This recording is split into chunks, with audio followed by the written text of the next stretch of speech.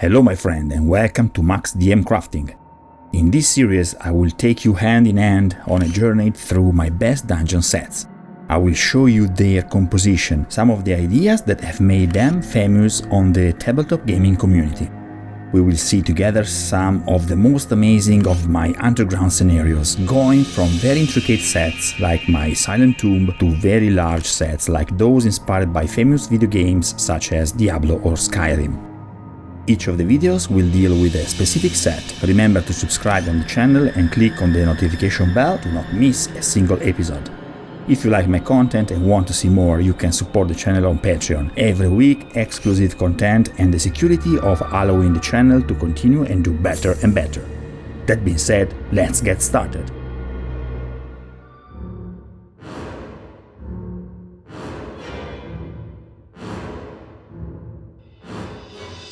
From the small town of Saltus, the four adventurers have reached the old mill. Here they made an important discovery. The old path to reach the Dark Cathedral will have to overcome the ruins of the Torghair archway. Once they reach the cathedral, they will have to find the path that through the foundation of the earth itself will lead them into the Silent Tomb.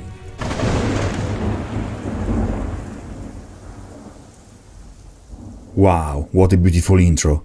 The story of the adventure that led my heroes to the tomb of the Witch Lord is littered with scenery that I had available at the time. We are talking about the end of the year 2019, and in my collection I already had numerous scenarios that I could use for total immersion in adventure.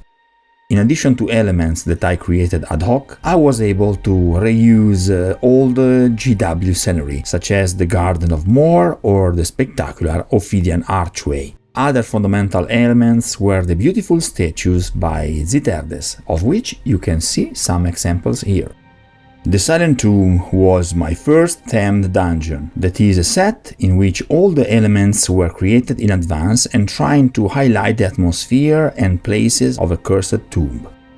The creation of mummies, corpses and sarcophagi was not only great fun, but also of fundamental importance for disseminating distinctive elements of a sepulchre through the dungeon and giving the whole a certain coherence. Playing by candlelight at night and crossing narrow tunnels filled with bones and corpses certainly made the atmosphere very creepy. All the videos in which I built these pieces are contained in my channel. Take a look at the links in the description box below this video. Although I already had an archway, I needed a second one to mark the way to the Silent Tomb. This is how the Arch of Torghair was born, dedicated to one of my best patrons.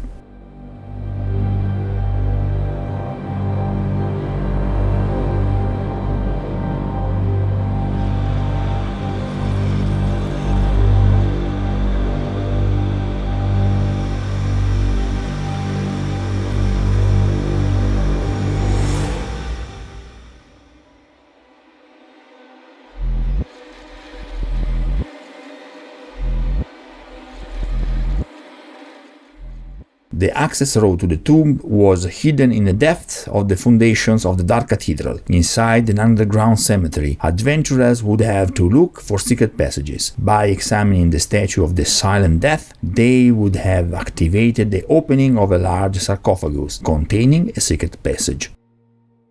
The tomb of the Witch Lord had to have a noteworthy boss room. That's why, thinking about the final scenario, I decided to use this miniature by GW and the rare Mage Wrath throne. I would have inserted these pieces inside an epic room. The piles of gold you see come from one of the boxes by Mantic, the Golden Horde terrain crate.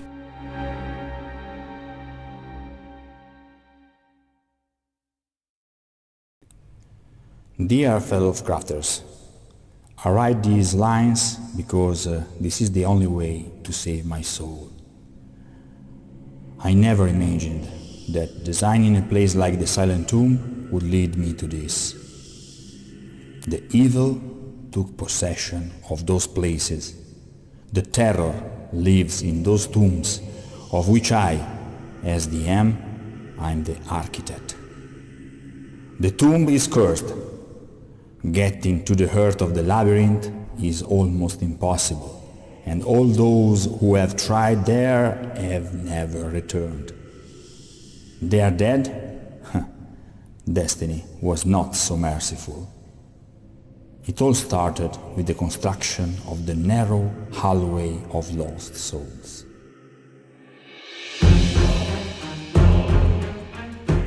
The design of the labyrinth was not intended to be the setting for crowded battles. Everything, or almost everything, was aimed at creating a sense of mystery and tension. After entering through the sarcophagus with the secret passage, the adventurers found themselves in a dark corridor. After passing a door, there is a small room with a treasure chest full of gold. It could also end here. End of the path, rewarding gold, and stop.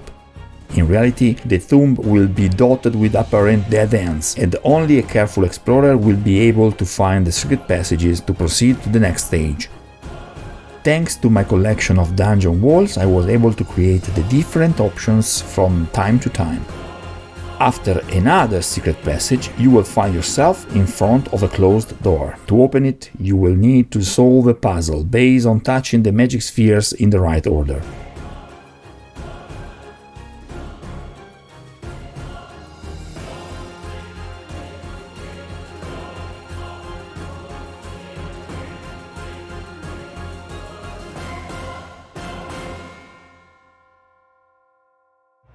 In order not to trigger the trap adjacent to the door, however, solving the puzzle will not be enough. Through a secret passage, you will also have to activate a lever, which, in addition to deactivating the trap, will unlock the door mechanism.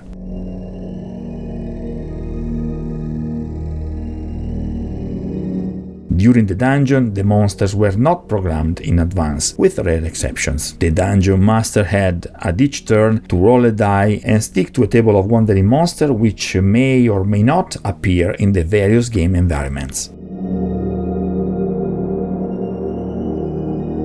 After facing a mighty night of chaos, you are in an area of the map of apparent calm. Here it will be possible to find important resources, but also to face many enemies particularly concentrated in this area. The presence of a fountain serves to give new strength to the group. You can refresh yourself before proceeding. However, the presence of a corpse near the source of the water will cause players to doubt the goodness of the water. Will it be poisoned? The last obstacle before the final room was the corridor of lost souls. The video in which I built this working trap is in the links below this video.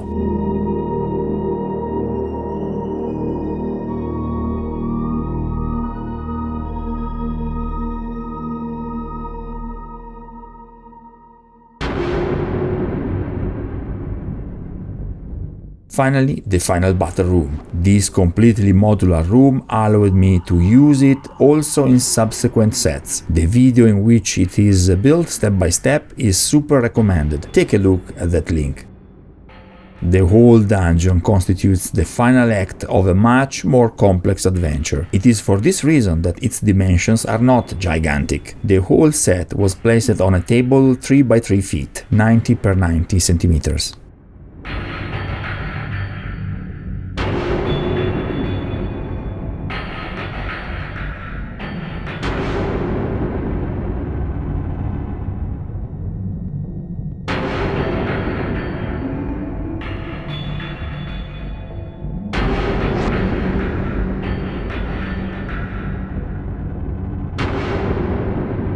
Thanks for watching this video. I can't wait to show you my next epic set.